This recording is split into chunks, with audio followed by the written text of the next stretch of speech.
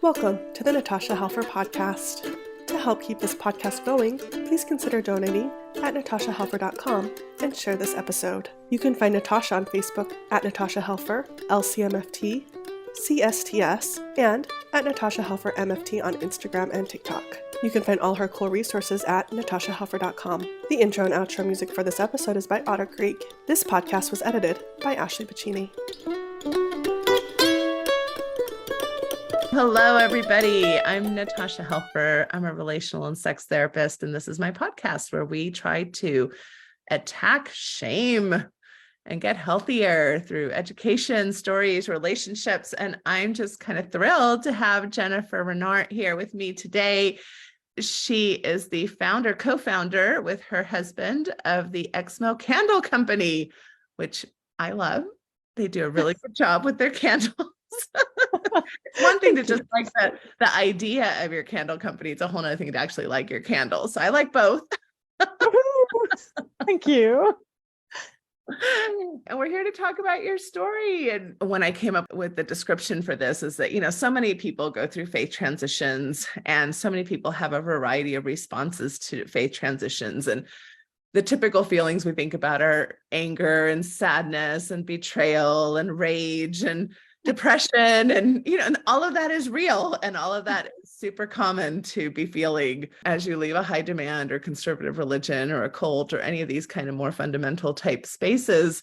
And yet there's also a lot of other things people are doing, like humor and laughing and using creativity and art and, getting the juices flowing in a lot of different ways to help in this healing process. And I think that's really what you've done with this company. So I'm super excited to talk to you today.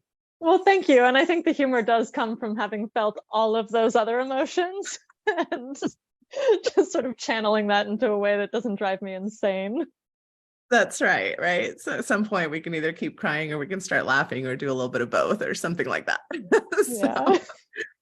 All right, Jennifer. Well, why don't we get started just by kind of getting to know you and tell us a little bit about your story and your background and where you come from, especially kind of with your Mormon roots and things of that nature. Yeah, absolutely. So I grew up in Northern Virginia, just outside of DC. And when I was a little kid, our family was not religious. My mom's family came from an Episcopal and a Baptist background. My dad's family also was Christian, but not Mormon. And my family converted when I was 6. So growing up, I had this sort of memory of a time before Mormonism, and then converting and having my whole worldview and family dynamic and everything sort of shift as we came into it. So, about 6, you said, when that happened? I was about 6. And at first, I did not believe in Mormonism. I thought it was really weird. I'll never forget the first Sunday after, my family converted and we went to church, there was a man up on the stand talking about, if you love me, feed my sheep. And I'm like, this man lives in my neighborhood. I know he doesn't have sheep. Like, this doesn't make any sense. He's manipulating people. And then, so for a while as a kid, including when I got baptized, I just thought it was really weird. It was a lot of rules. It was a lot of being forced to wear stockings, which I absolutely hated. But by the time I entered the Young Women's Program, at some point in there, I'd become deeply converted and indoctrinated into the church. I knew that it was true. A lot of my social network was built up within the church. And then I began questioning when I was 18. I remember the moment that I began questioning. It was in a seminary class. My seminary teacher began talking to us about the priesthood ban, assuming that we knew about it. But I grew up in the 90s and my family were converts, so I had no idea. And I don't think my parents did either. So he's sitting here just defending it, assuming we all know. And I'm sitting here thinking, this isn't at all, jiving with what I thought I knew about God and the gospel and the church. So I started questioning then, went through a long period of continuing to go to church and having other issues with it. And then I stopped attending in 2008 because of Proposition 8 and all of the homophobic rhetoric at church and things. But I continued believing that the church was true for another 10 years, which was really torturous, thinking it's true, but also thinking it's not a safe place to raise children. It's not a safe place for me. And then in 2018, one of my best friends, who was a really faithful Mormon, posted something about Brigham Young's polygamy that I had not learned in church, and my jaw dropped. I thought, wait a minute, this is a really faithful Mormon, but she's posting something really scandalous about one of our prophets, and that sent me on a deep dive into church history. And within a matter of weeks, I had learned so many things that I'd never learned before about church history. And finally in 2018 felt sort of liberated from all of this shame that had been hanging over me and everything. And that began the journey to where we are now. Yeah. Wow. Okay. So, and just to clarify, because not everybody that listens to my podcast necessarily comes from a Mormon background, but when you're talking about the priesthood ban, that is what's referred to in the LDS Mormon Church as the decision by leaders to not allow Black members of the church to hold the priesthood. And when I would say Black male members, we still do not have female members that are allowed to hold priesthood kind of rights or keys or levels of authority.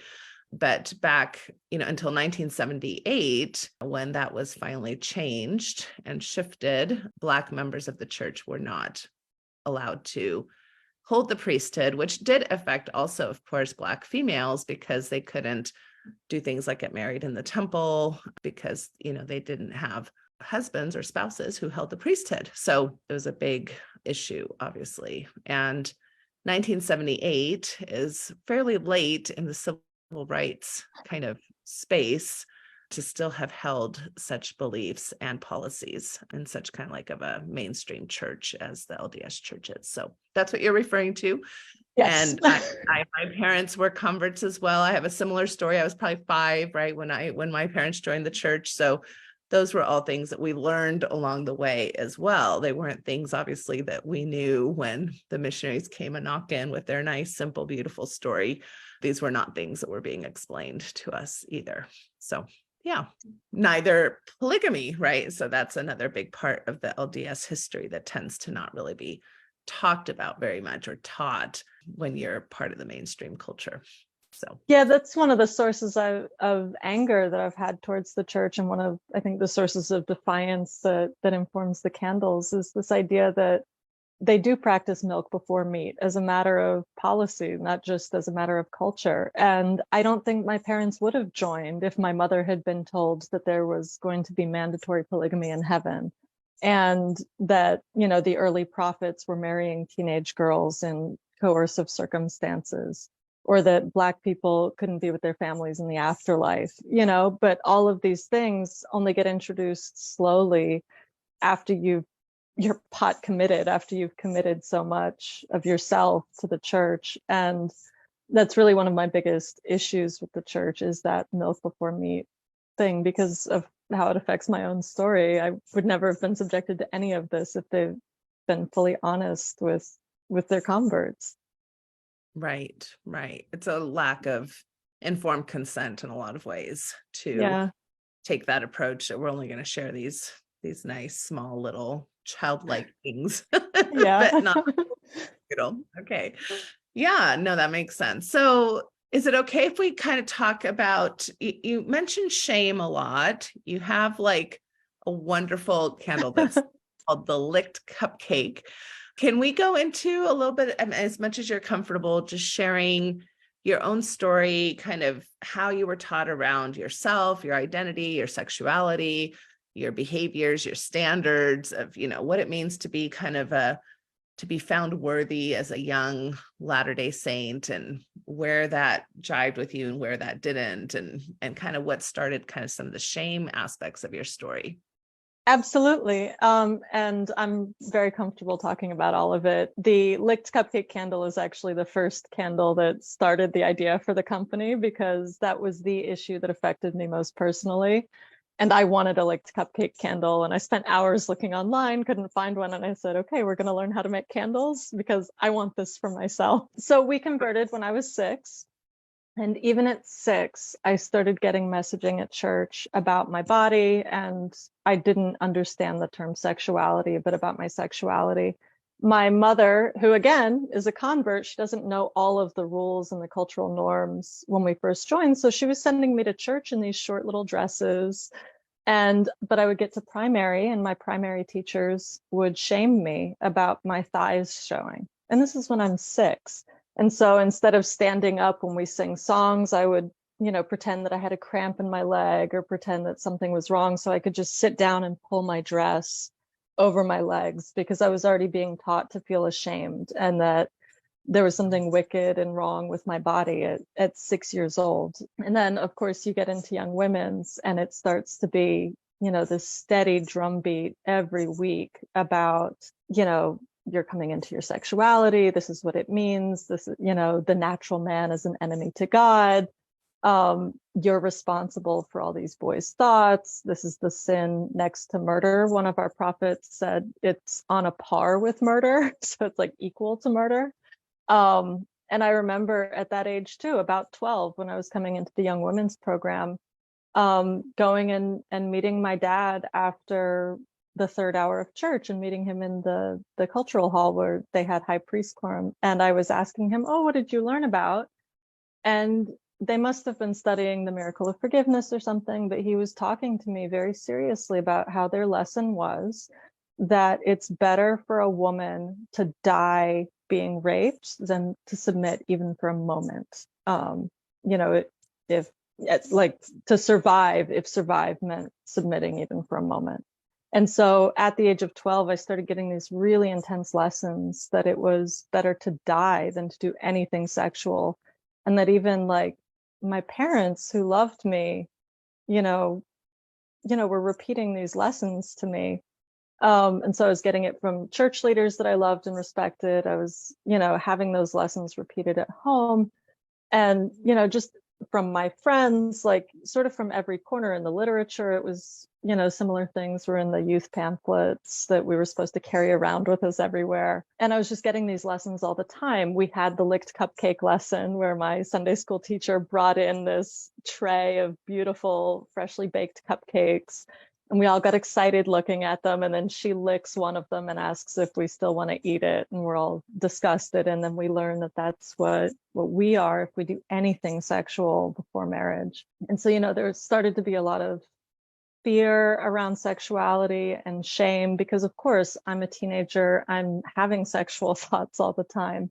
I'm very attracted to guys and, am a sexual being. And then I'm starting to fear that, because they also teach you that your thoughts can condemn you and your thoughts are sinful. And so I even began to believe that when I had sexual thoughts that I was experiencing a form of like satanic possession, and that it was a form of like almost insanity to be experiencing these thoughts even though I didn't want to.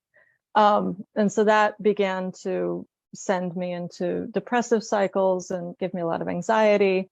And then at 15, I had my first kiss, and in the passions of that first kiss, which was with another Mormon boy in another ward, we got involved in heavy petting. Oh no.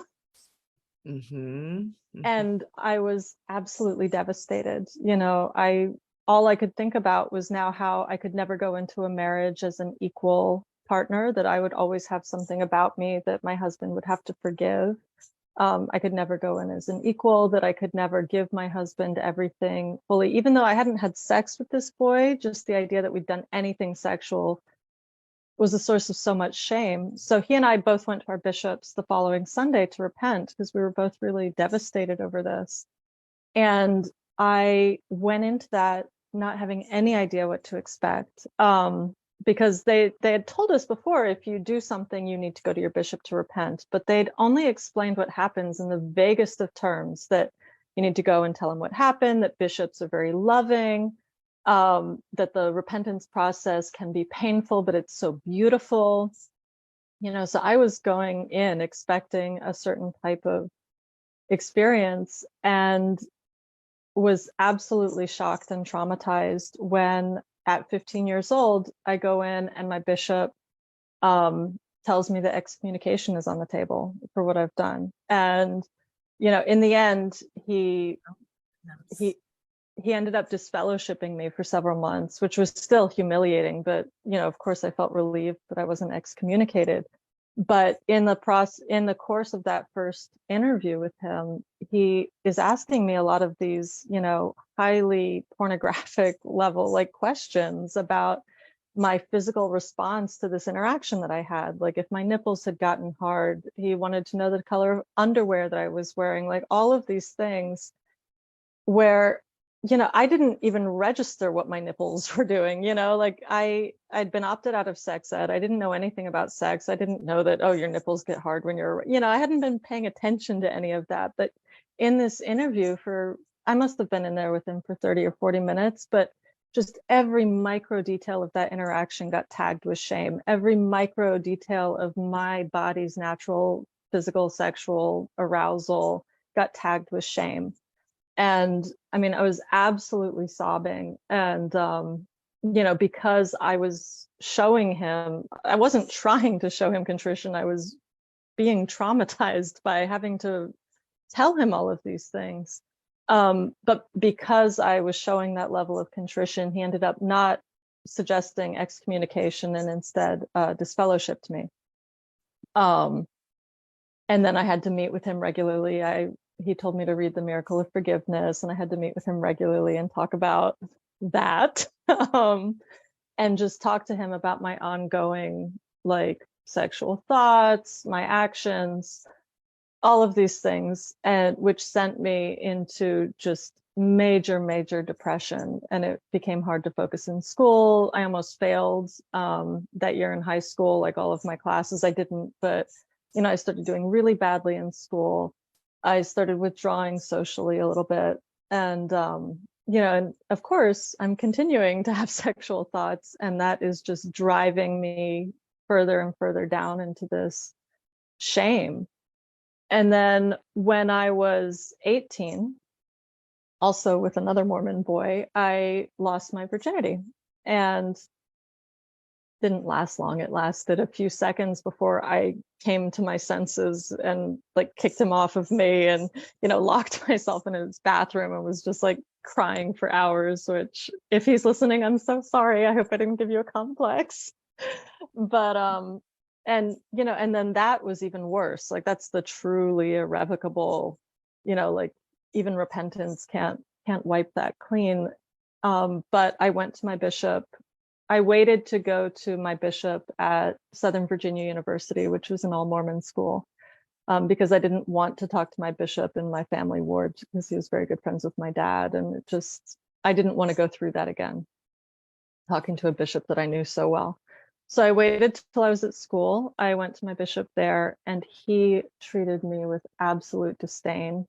He hearkened back to my baptismal covenants and was saying that I clearly didn't even mean it when I'd been baptized. So in addition to all the sexual shame, he's now adding the shame of being an oath breaker. And of course, I was 8 when I got baptized, but he was acting as if I had been a fully fledged adult. And at that point, I became suicidal. And, I began fasting, doing like a modified fast every day for a couple of months, where I was copying friends that I'd had in high school who were Muslim. And I was copying the sort of Ramadan style fast where I'd wake up before sunrise and I would sing hymns and I would read my scriptures and I'd eat one croissant and then I wouldn't eat again until the sun went down at night. And then I would sing hymns and read scriptures and just beg God to see me as something other than basically a murderer. And of course, the more that I did that, it didn't make me feel better. It made me feel worse and worse. And this bishop, just was not giving me any hope in the fact that I could be forgiven. He just was disgusted and told me things like when I was dating at SVU that I needed to tell men on the first date or sooner that I wasn't a virgin. So I did that. And of course, the gossip mill is going. It was a school of maybe 500 students, and I became a total pariah. These men, of course, none of them wanted to date me when they found that out. They had been told, if you serve a mission, you deserve a virgin. So I became unworthy, not only in God's eyes, but also socially. and all of these things. And then the last straw was I had a professor who noticed how depressed I was. And he told me he was going to either call my parents or I had to go see the school psychologist. And the last thing in the world I wanted was for him to call my parents again, because I mean, my parents loved me, but what child wants their parents to think that they're a murderer? Like if you've done something so evil, like the last people you want to know about that are the people that you love. So I said, okay, I'll go to the school psychologist. And he was a professional psychologist. He was also a member of the church. And I wasn't able to tell him exactly why I was feeling this way because he didn't give me any guarantees of confidentiality. And I was concerned about the school's honor council being told and then getting kicked out of school and my parents finding out. So I only told him in the vaguest of terms how I was feeling. And he told me that I just wasn't reading the Book of Mormon enough, and that if I were reading my scriptures enough, that I wouldn't be having these feelings. And this is at a point where I'm already reading hours every day. I'm singing hymns all the time. I'm fasting. I'm doing all these things. And his only response was just to sort of be dismissive and say, you're not doing enough. And it was maybe a few weeks after that that I tried to kill myself for the first time. And, I took a whole bunch of pills and ended up getting really sick. I didn't leave my room and ended up failing out of school at that point. And of course, I didn't want to tell anyone that I had done that. So I just pretended like I had been partying and, whatever, and sort of belittled any reason why I would have failed out and just said, oh yeah, I was drinking and partying and that's what was going on. And so then I moved back up to Northern Virginia and went to the singles ward, and where these things only got worse and that sort of feedback only got worse. And there seemed to be a constant drumbeat in my head that you're a licked cupcake, you're worthless, you're an oath breaker, you're an enemy to God, you're an enemy to this beautiful, loving, perfect Father, and you're such a hateful, horrible human being. And I ended up over the next few years trying to kill myself another 2 times because of exactly that. Like it would be in moments where that drum beat just became so loud that I couldn't hear anything else. And then that's sort of what led me into having empathy with what was going on with Proposition 8. Was with purity culture, when all of that was directed at me, it was really easy to say, well, there's something wrong with me. Like these teachings can't be wrong. It's got to be me. But when you see teachings like that being put on someone else, I think it becomes easier to take a step back and say, that's wrong. Like that's not fair. And I really wanted to have kids, and I just thought I can't raise a kid in this. This has hurt me a lot. Like all 3 of my suicide attempts were directly because of these things and were very consciously related to these things. And I can't imagine raising a child where they're being taught, if they're queer, if they're sexual in any way, that they're evil, like this. So I thought, I'm already going to outer darkness. I'm already, an enemy to God. So if I have a kid and shield them, it's not going to make things any worse for me. I'm already the worst that there is. But if they're shielded from the church, they can live a normal, happy life and then just get baptized posthumously from spirit prison, and then they can go to the celestial kingdom and they'll be fine. So that's what, so that's when I stopped going to church. But then I still carried around that sexual shame until I realized the church wasn't true in 2018.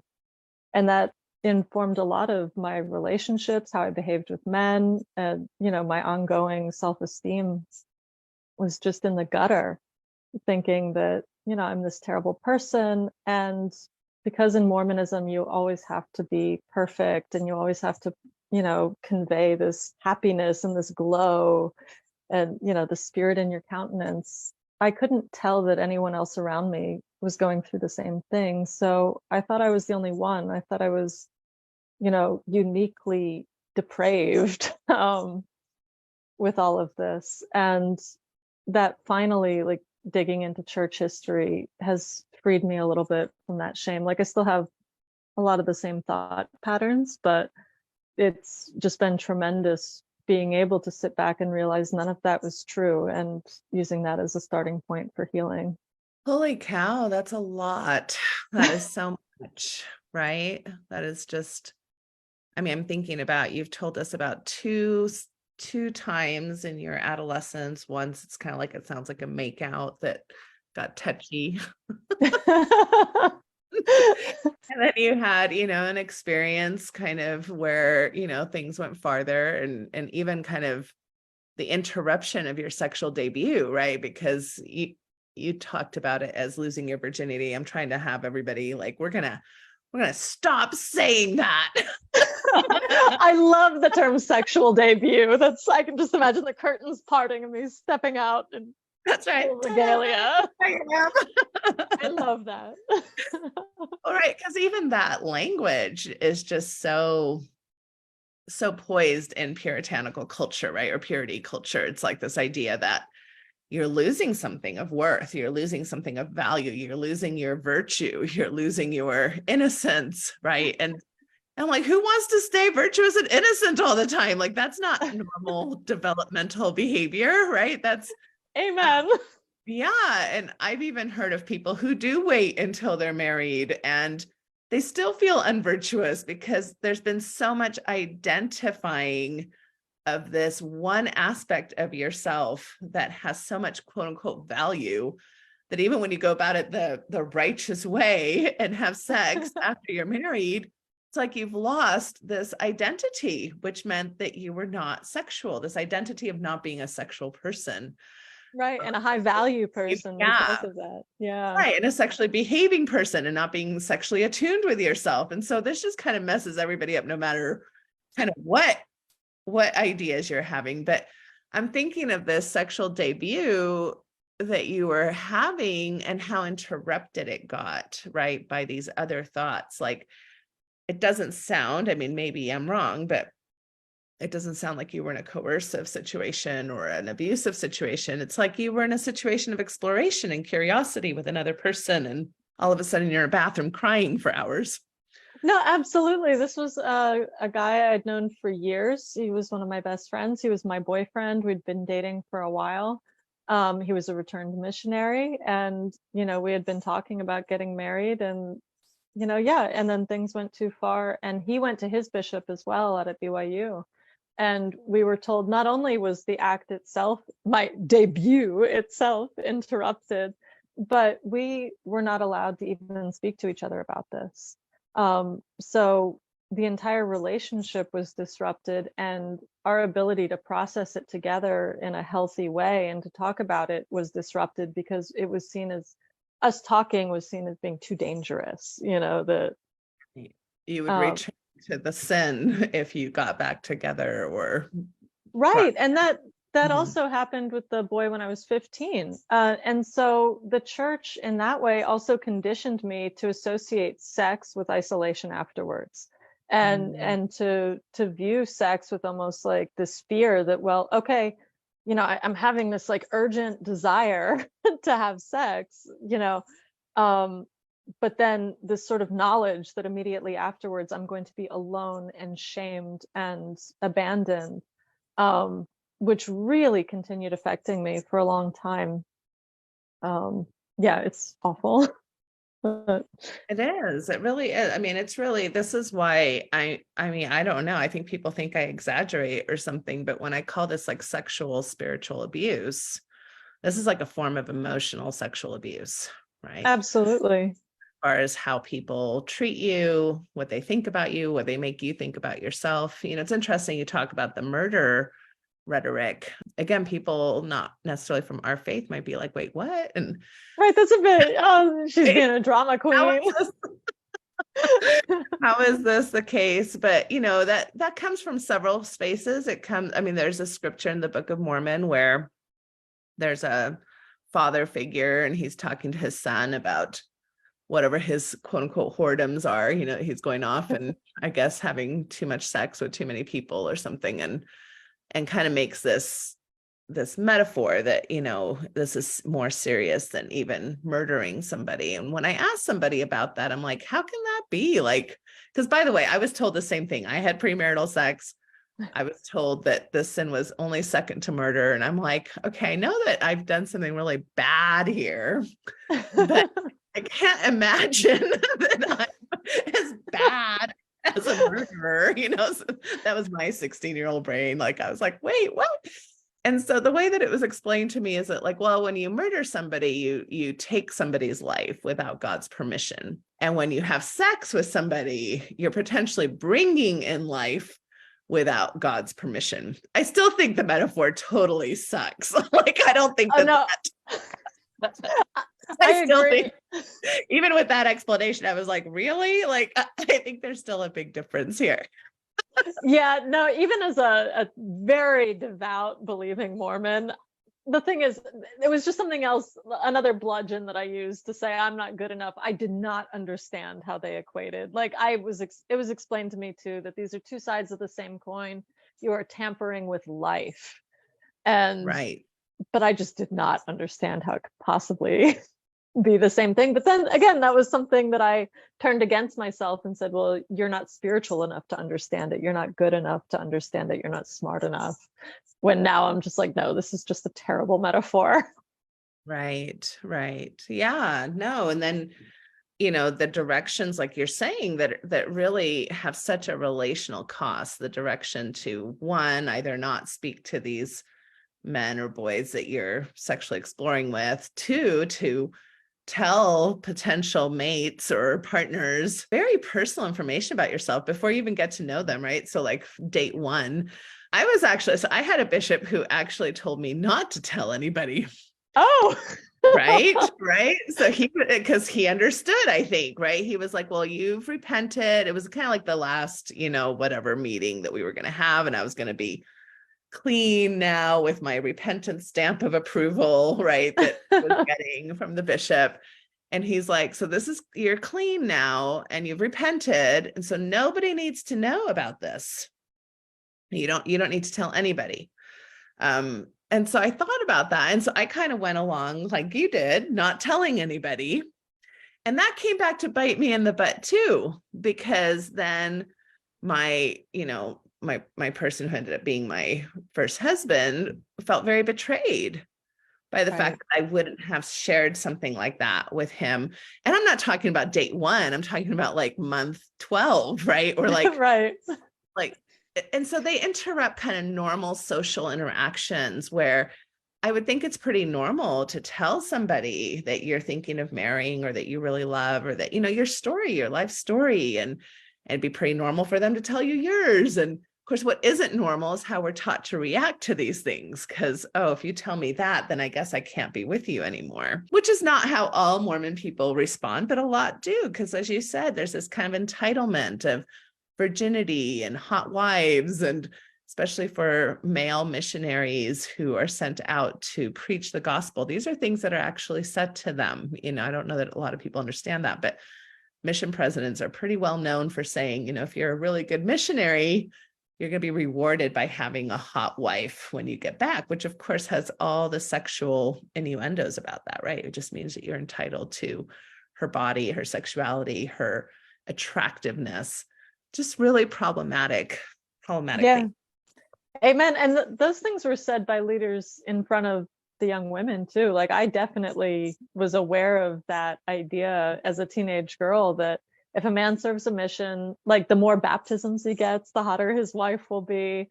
And that if he serves a mission, he deserves a virgin. And so I began to worry when I wasn't a virgin, or after my sexual debut, that I wouldn't be able to marry a returned missionary then. And of course, that has its own like catastrophizing language within Mormonism, that if you marry a boy who didn't go on a mission, that, you won't get the same blessings for your children and in your family.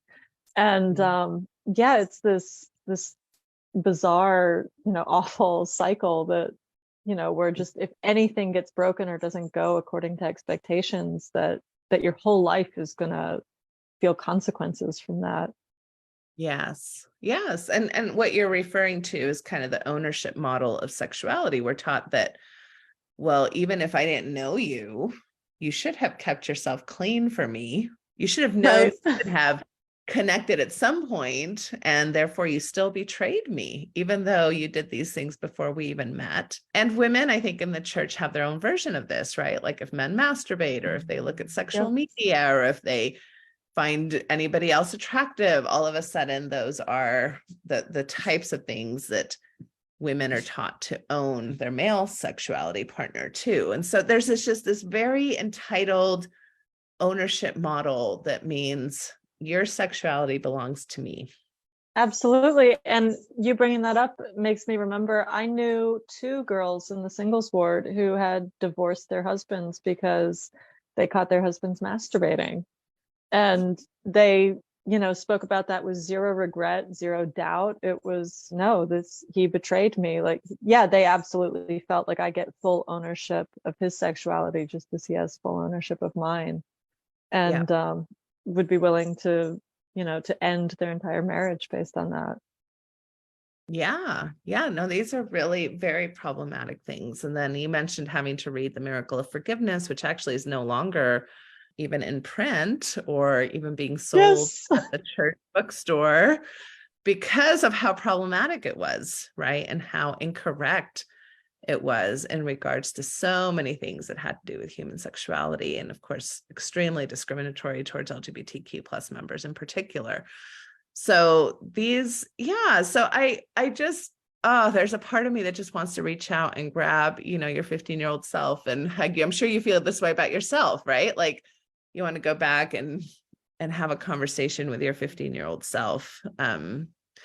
But you talked about how, you became suicidal and just really, really heavy stuff. So let's talk a little bit about what was the coming out process of that? What was the healing process like? How did this affect your ability to date? How did it affect your ability? You are married now. How did it affect your ability to enjoy sexuality? It sounds like you kind of were a sexual person, like many of us are. And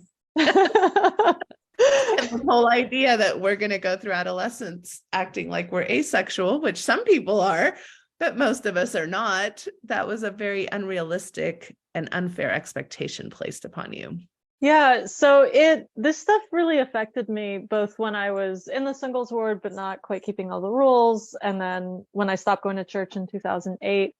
This affected me even after I stopped attending church, where I had such a low self-esteem that my dating life was not great. I put myself in a lot of bad situations, or didn't stand up for myself in bad situations and let things happen, because I just thought I have no worth. You're already Horrible. damaged. I'm already damaged. And a lot of it too, I don't understand fully the psychology of this, but a lot of my sexual expression in my 20s was about communicating with God and like showing him, I know how evil I am. Like, look how evil I am. Like I'm having sex right now, and like I'm seeing myself through your eyes, and I know how disgusting I am because of this. And it became this almost addictive, like self-harm type of thing where I was doing it to hurt myself emotionally. I was doing it to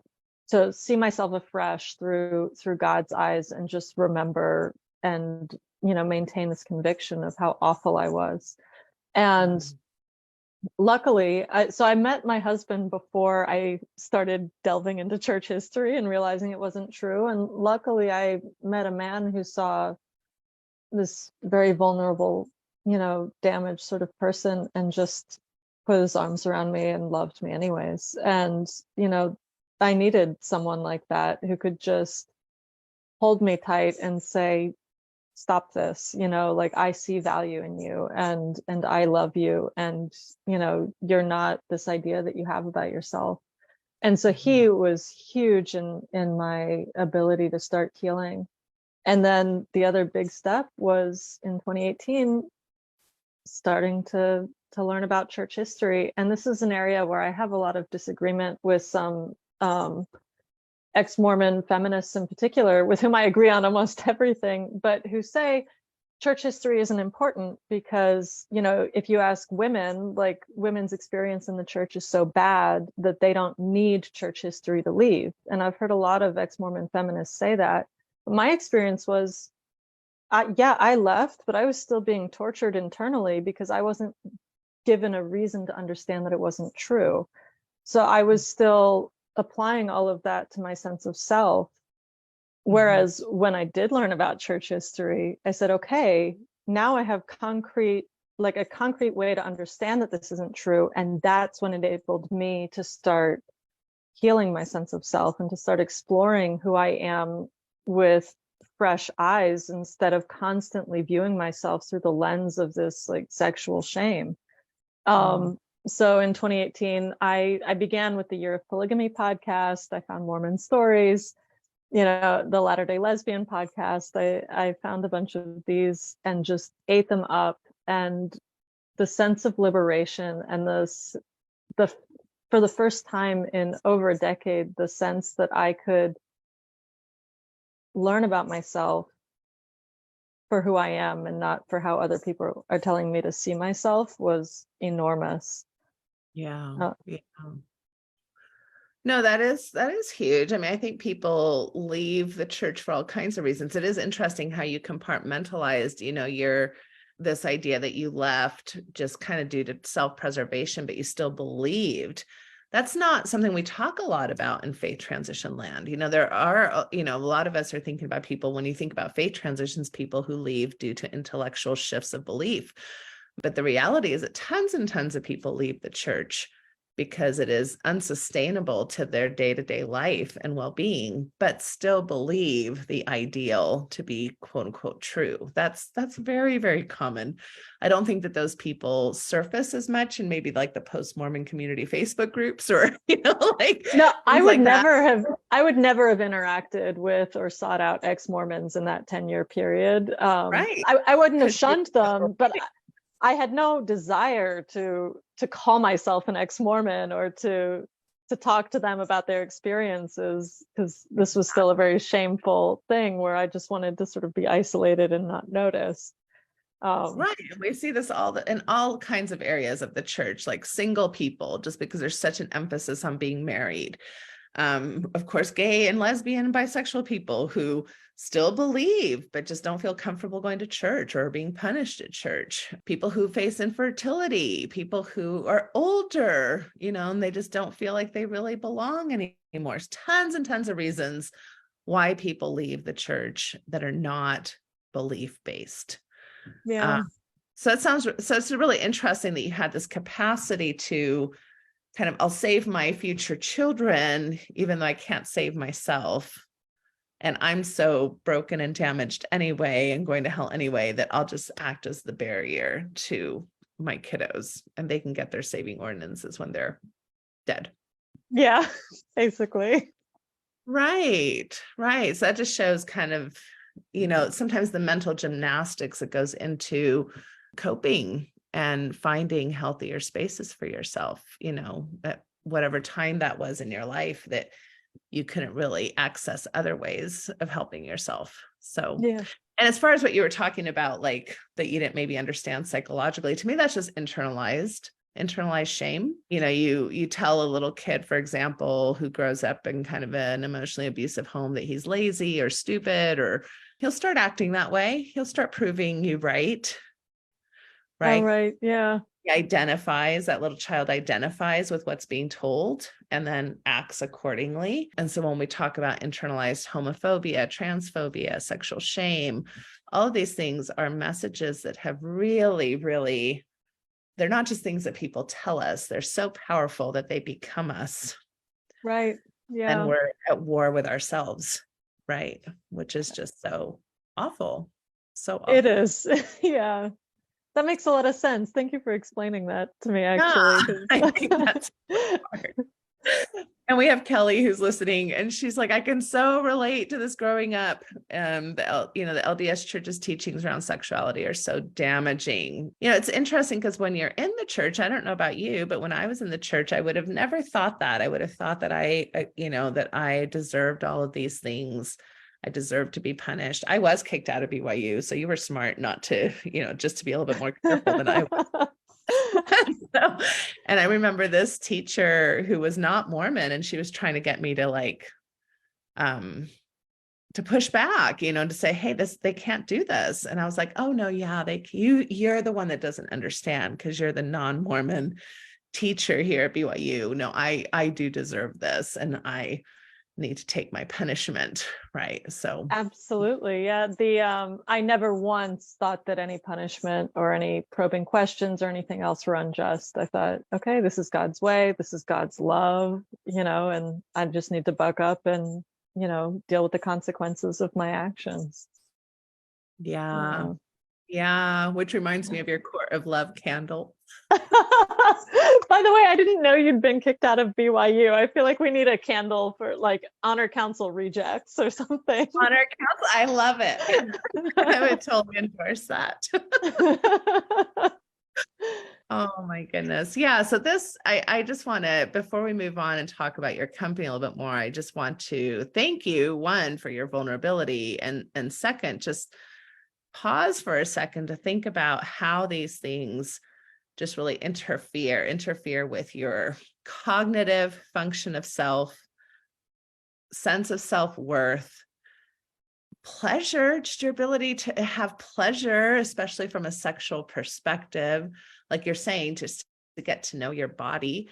It interferes developmentally too, incorrectly, when these older men of power are asking you inappropriate questions and questions that are very voyeuristic. That's its own sense of like assault, kind of emotional assault. So, then you start this relationship with your sexuality from fear and consequence-based reactions, which is not really how it's supposed to go. And I'm guessing, you don't have to go into detail, but I'm guessing you've had to probably do some work around that, just to enjoy and relax into your own sexual experiences now as a married woman. Of course. No, I absolutely have. And it's been a journey of years, and a journey that I'm still on, because, and there are a few things, like the big thing is shame.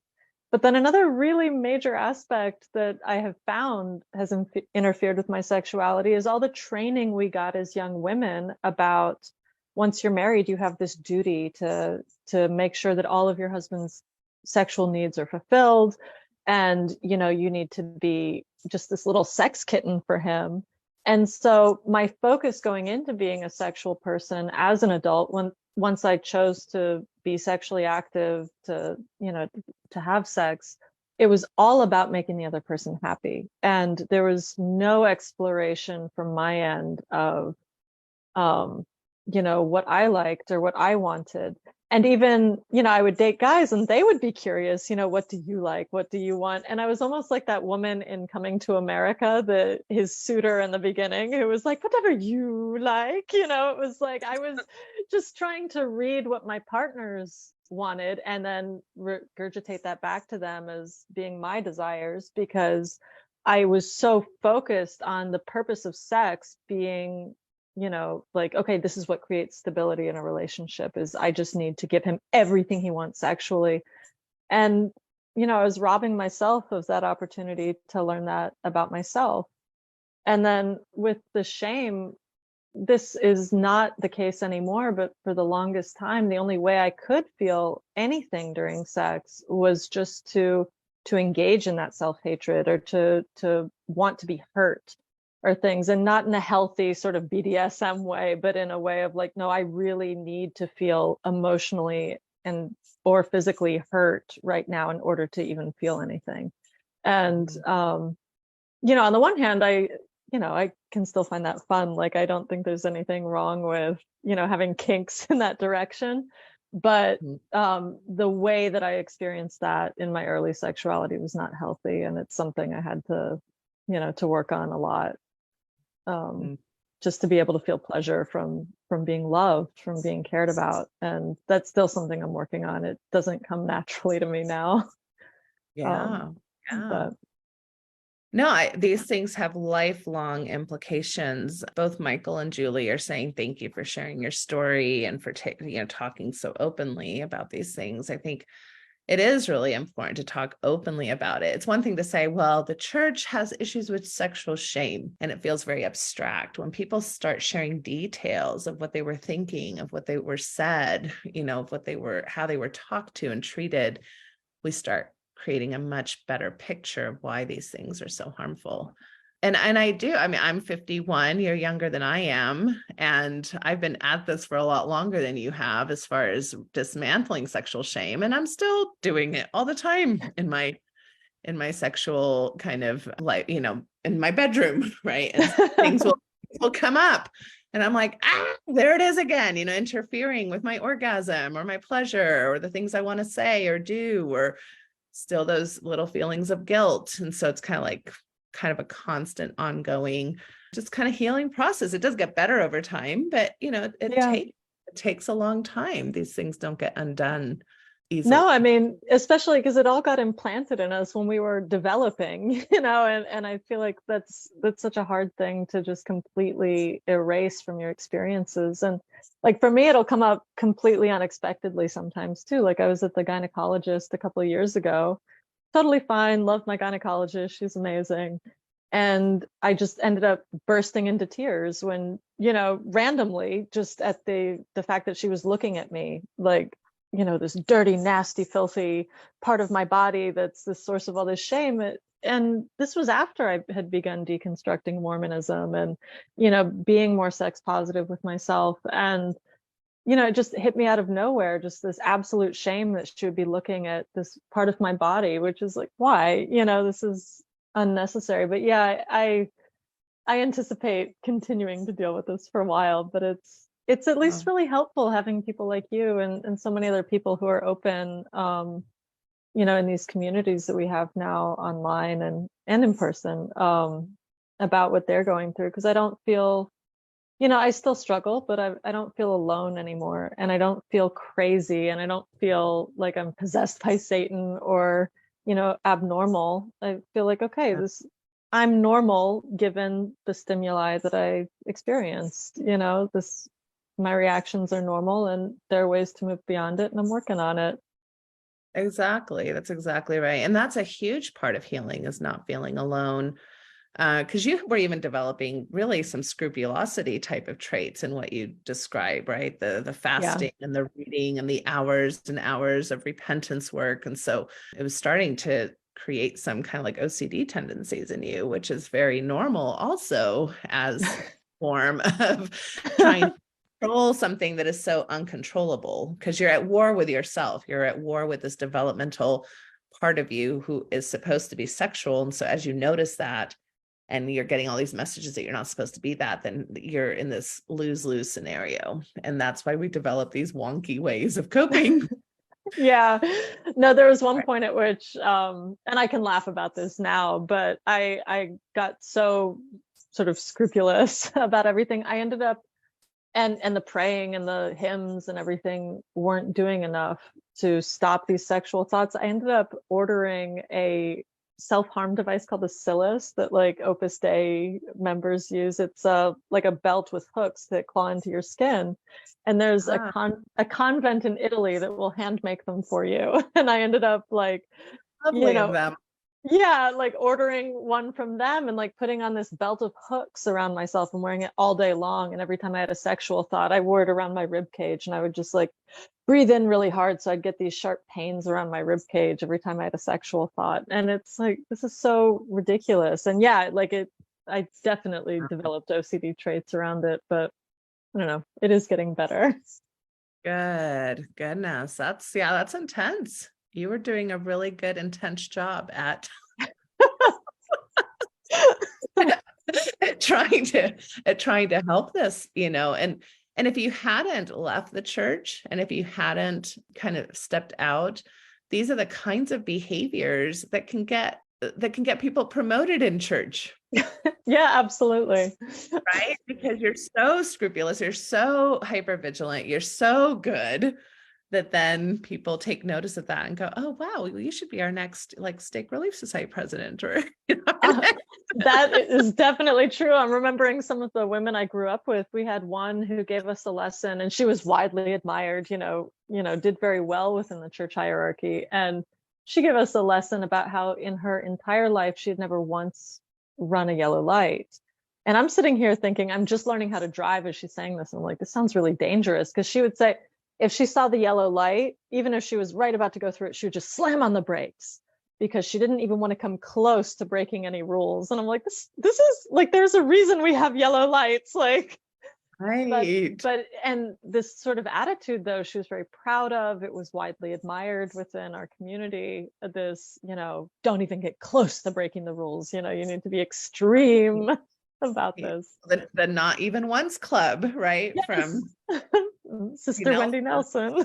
Yeah, her great wisdom to our children to never make mistakes instead of like to go make mistakes. You're supposed to learn from them, but no, that's not allowed. Julie shares that she was married 31 years, very Mormon, hid masturbation, of course. I think so many people are hiding masturbation. Had no idea I could have an orgasm during heterosexual intimacy, which even goes back to not only does sexual shame affect people's sense of self, but we're really struggling with just sexual education. And you had mentioned just briefly that you were pulled out of public school education, which already is problematic. Yeah, no, it's not like they're giving you a whole lot in the public school system, but you were being pulled out of that. Yeah, no, my sex talk was from my father. Like, my mother didn't even want to approach the subject with me. So my father, when I was in 5th grade, had me go get Gray's Anatomy from our home library, opened it up to the pages depicting genitalia, taught me the Latin names of everything, bore his testimony about the power of procreation, told me that the only form of birth control I would ever need would be to put an Advil between my knees and, just keep my legs shut.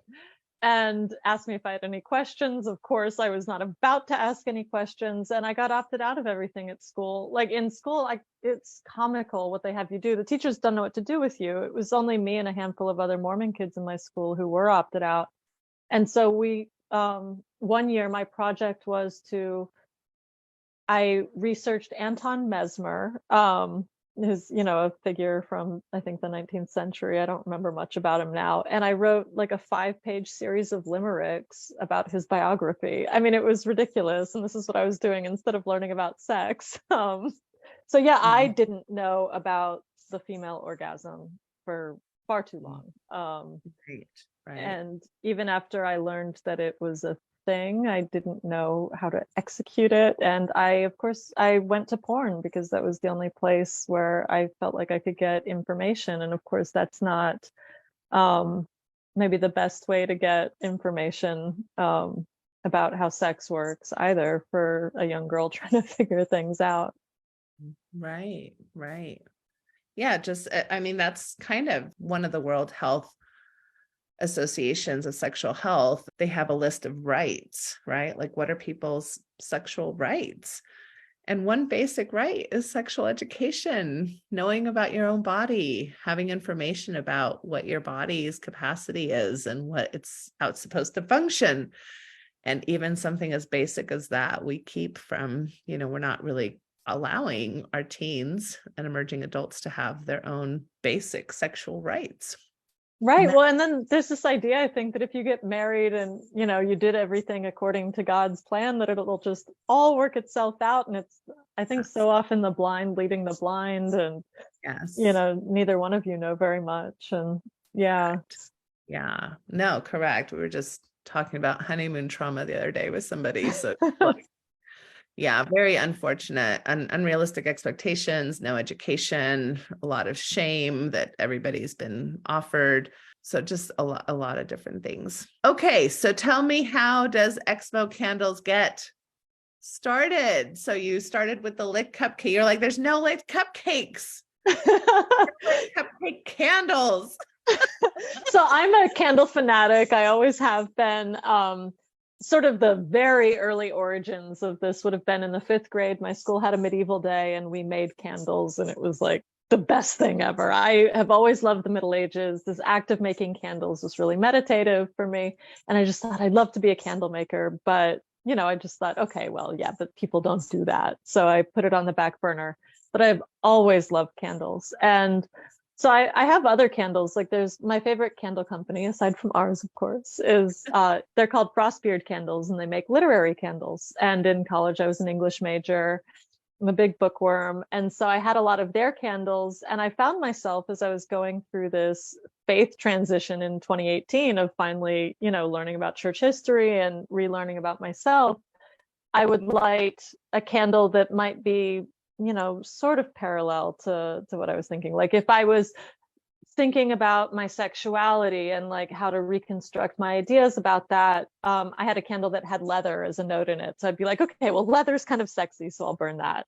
But at a certain point, I'm like, no, I want candles that are specifically hearkening to like the things that I'm thinking about. And so I went online and I looked, and I acknowledged that, okay, ex-Mormonism is really quite a small niche. So maybe it's not going to be on page 1 of Google. Maybe it's not going to be on page 1 of Etsy.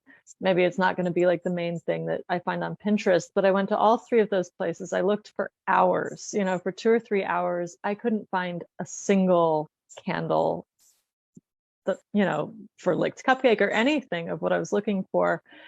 And for maybe a few minutes, I was really disappointed. And then I thought, you know what? Like, let me go talk to my husband. And he was furloughed at the time, which was the other thing that created the opportunity for us to start this business. He was furloughed. I'd been a caretaker for my grandmother during the pandemic, so I wasn't qualified for any of the money from the government that people were getting. So on the one hand, the pandemic was sort of an excuse to give ourselves permission to take a risk like this, because we needed some kind of, income coming in. And so we decided to give it a try, and we spent several months just learning everything we could possibly learn about how to make candles and different types of waxes and different types of wicks and jars and fragrances, and, just did an absolute deep dive and, did everything we could to become candle experts. And then we started, okay, it started with licked cupcake and the gay agenda candle that we have.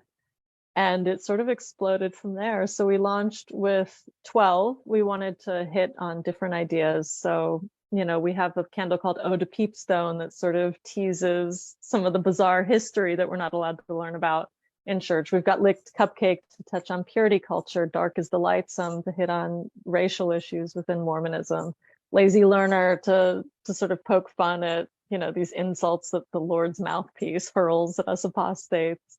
So we launched with 12. We have many more than that now. But yeah, it's just been incredibly healing to be able to, for each candle, like, so when I do make licked cupcake, I'm consciously thinking about purity culture when I make that. And it's incredibly healing to have this hot melted wax, to pour it in a jar, thinking about all these issues and my own experiences and experiences of people I've met now and the teachings themselves. And then to light that on fire is incredibly cathartic, and to send it out to someone else knowing that they're going to light it on fire, and that we've sold candles in almost all 50 states now. And to know that these things are all over the United States being lit up and, burning away these ideas of being a lazy learner or, being a licked cupcake or whatever, just feels incredibly empowering. And it feels like the opposite of shame. Like it's defiant, and it's just like this comfort of being ourselves. And, like you can use the candles defiantly. I've had people tell me that they put them out when the missionaries come over, which is not personally what I do, but I think it's hilarious. But I think there is, just such a beautiful thing in being comfortable enough to at least have the object in your home and say, you don't have to come look at this. This doesn't have to be defiant, but I'm comfortable enough in my own skin now to just have this thing out here that says bookworm apostate or whatever. And I don't know, for me, it's been incredibly healing to have the candles and to help other people have them, and just, move on from this shame where I felt like I had to hide myself or change myself for so long. Oh my goodness. I love it. I love so much of what you're saying. And you're very clever. You're very witty. I mean, just the things that are written with each candle. And I've ordered these from you, and they come just beautifully wrapped, and they have like little signs and tokens that go along with it. They have like matches with the little tapir, and I mean, just you put so much like detailed thought, then the description in each candle. It really is like a therapeutic experience just to open up the little box, read through everything. That makes me very happy. No, you should be very happy and proud. You've done really a wonderful job. Michael says, I'm looking at your website and engaging in loud laughter right now. Very creative. Oh, thank you, sir. But yeah, I think there is something cathartic. There's something cathartic about lighting candles anyway, and to have something that you feel like I love your description of just lighting up these things that have been so harmful, like up in fire, in this way that is creative for you. You have like, where will you go? Which, of course, that was a big talk that's like, oh my gosh, if you leave the church, where will you go? There's no hope for you. There's second Saturday bliss. There's like mood lighting for my little factory. I've got to love that one, right? Because that, of course, comes from, all the little factory talks about anti-masturbation and all that. So that's Adrian's favorite candle, which I think is hilarious. Oh my goodness. So yeah, so lots of fun things. And I know for Christmas, I got one for all of my providers who work for me, kind of, with things that I knew about their kind of stories and things. And we all had a really great laugh. The one that says, I consecrate my time, my talents, and my money to the gay agenda, which, again, for those who maybe don't understand the language around that, that's we consecrate our time and talents and money to the church, and especially the temple ceremonies, we're asked to do that. So, and the gay agenda has been seen as such a negative thing. So we're all consecrating our times and talents and monies to the gay agenda now, happily. Yes, no, that's one of our candles. Like, if we have to scale back in the future and have fewer candles on offer at a time, like that's one that will never come off the shelf. That is going to be a permanent candle. Permanent candle. Nemo the Mormon, he's listening. Hello. And he says the Court of Love candle has been confirmed by Peter Blakely to smell just like excommunication. So there you go. You got it right on. And then I'll go back just really quickly to your comment about porn as an educator. Julie says, I went to porn too, knew I had problems with it, thought I needed help as a 50-year-old. And so just as a sex therapist, I want to say, yeah, porn is probably not like the ideal space, especially for young people to learn about sexuality. It's not an awful space to learn about sexuality either, though, right? So it's not a binary. It's not a no or a yes. And sometimes just watching what other people do is kind of like, oh, okay, that's kind of how it works. Yeah. Mainstream pornography is not the only space that offers kind of that level of education, but a lot of times it's all that's available for people because we just really do such a poor job at giving resources and education. So it's not the worst. It's kind of like, there's people doing stuff and we learn from other people doing stuff, and like, well, I may not do all of that, but I may do some of that. I like that. Yeah. I usually make that a cooking show analogy. I'm probably not going to buy all those pots or have such a fancy kitchen, but I might put parsley in my soup next time. I love that way of thinking about it. That's great. All right. Well, so you can find Jennifer's work at exmocandles.com. And I encourage you all to go get your favorite candle and support, first of all, a female business, and also, just kind of a post-Mormon community business. So we always like to support each other in those ways. anything else you want to say about the candles or your journey before we finish up? Sometimes I'm like, oh, maybe I didn't ask you something you were really excited to talk about, or. I would just say too that even though my husband is never Mo, he's very into it, and he's Latin, so it's also a Latin-owned business. And one of our favorite things to do is to, well, no, it's one of my favorite things to do, and then I take it to him, and he laughs about it. But I've been using Family Search a lot to research like Latin American folk heroes and historical figures, and see what their new temple names are based on when they got endowed. So he was never Mormon. He grew up Catholic, but he's very much on board with this. And, I get sort of tickled, given that the Book of Mormon is a rewriting of Latin American history, that we also, have that sort of Latin connection through him. And he very much feels, the more he learns about the stories in the Book of Mormon and how his ancestors are Incan and, as well as Spanish and other things, but he's become very defiant towards the church, knowing that his ancestors' histories have been rewritten, and, very much enjoys sort of making these candles and thumbing his nose at it as well from that angle. Yes. Yeah. Well, and you have creator candles. So some, podcasters or people who are influential have kind of come up with their own you let them come up with their own brand of a candle. And so we have Pesquisas Mormonas, right? So they came up with Le Maniando y Le Mueleando, which is a mouthful. Yeah, which in English would be like laymanizing and lemulizing. Right. So that comes from, there was a guy online who was shaming Pesquisas Mormonas, and he's like, stop laymanizing and lemulizing, like, be righteous. And I just thought, I can't believe you turn these like villains from the Book of Mormon into verbs. And we get very tickled by that candle.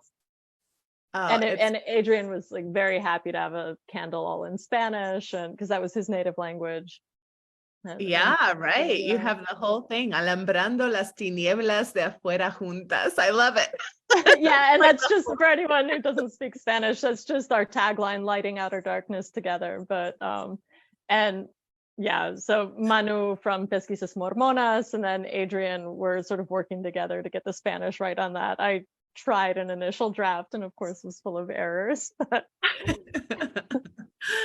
I love it. So, and Latter Gay Stories is coming on new and right now. And Kyle is saying, we love the ExMo Candle Company and their continued support of Latter Gay Stories. I love you guys too. And you have also another great candle called Gay Away the Pray.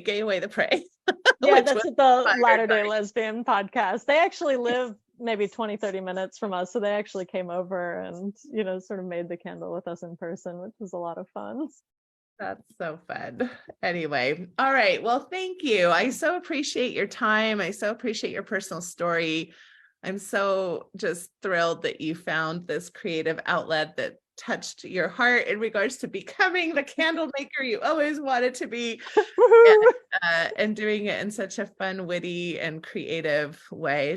They're just really brilliant. And so if you want to go check Jennifer out and her husband and what they're doing, go to exmocandles.com and let's start all just kind of healing in whatever ways we can, right? So whatever ways that work for everybody. So thank you, Jennifer, for your time today. Well, thank you very much, Natasha. I really love talking. It's always a pleasure. We'll talk to you soon. Take care. All right, Bye-bye. Take care. Bye. Thank you for listening to this episode of the Natasha Helfer Podcast. To help keep this podcast going, please consider donating at natashahelfer.com and share this episode. You can find Natasha on Facebook at Natasha Helfer, LCMFT, CSTS, and at Natasha Helfer MFT on Instagram and TikTok. You can find all her cool resources at natashahelfer.com. The intro and outro music for this episode is by Otter Creek. This podcast was edited by Ashley Pacini. There is a place where time slows to nature's pace, and there is space there to find yourself in her embrace. Some places should be left alone.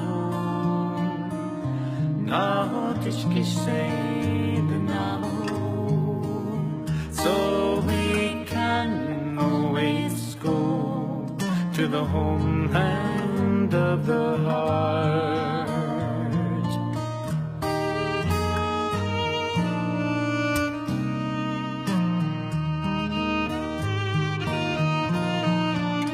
10,000 years of our human history etched on her canyon walls, alongside Earth's mysteries. Some places should be left alone.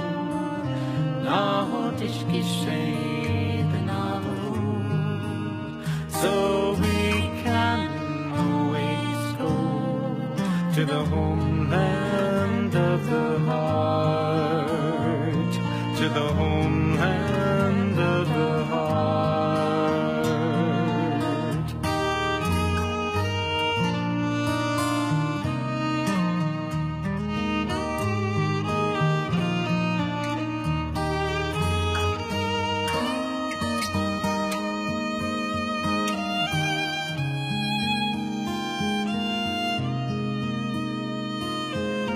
Deep in our cities,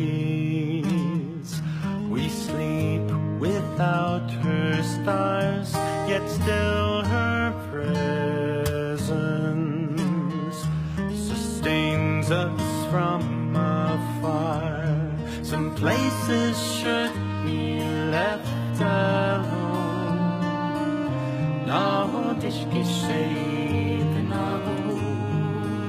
So we can always go to the homeland of the heart, to the homeland of the heart, to the homeland